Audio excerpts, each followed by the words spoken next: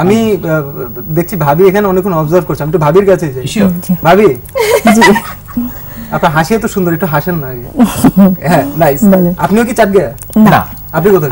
আমি একটু সংশোধন করে দিই। হ্যাঁ, আমার বাড়ি কিন্তু চিটং, আর বাড়ি চিটং ন, কিন্তু কোথায়? আর সারগামিতে বড় হই দে। ওই তো একই তো, আপনি তো আর সাবিলা বাড়ি সারগায়া, সাবিলা সারগায়া, বাট আর সারগামিতে জন্ম লই, কিন্তু আর বাড়িতে Noakhali. Noakhali? Yes, wow, I know বুঝি। আপনি কোথায়? আর কুষ্টিয়া। তো এই যে মানে নোয়াখালী আর কুষ্টিয়ার মিলন কিভাবে হলো বুঝলাম না।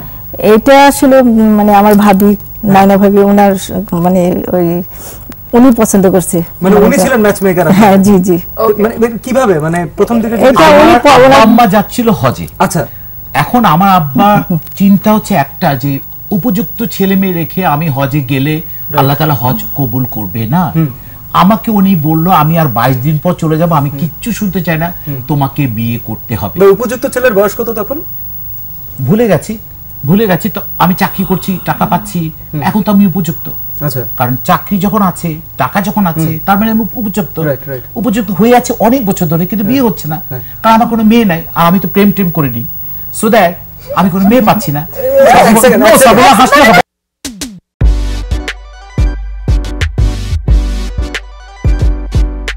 একটু জান ভাইয়ের কাছে। হ্যাঁ, আপনি এই কথাটা আমি সত্য কথা বলছি, ঠিক আছে ফাইন। এখন এটা লাইভ হচ্ছে, যদি কোনো সুন্দরী মেয়ের সাথে আমার প্রেম হয়, প্লিজ প্লিজ প্লিজ মানে এক্ষুনি ফোন করে বলে দিন যে আপনার সাথে আমার অনেক বছর ধরে প্রেম ছিল। এখানে চমৎকার একজন সুন্দরী মহিলা বসে আছে, তিনি কিছু ভাববেন না, কারণ করা কিছু নেই। যদি প্রেম করে থাকি, সাবিলা এবং হ্যান্ডসাম, যাকে এই মুহূর্তে সবচেয়ে হার্টথ্রব ছেলে, এই ছেলেটি আমার সামনে বসে আছে।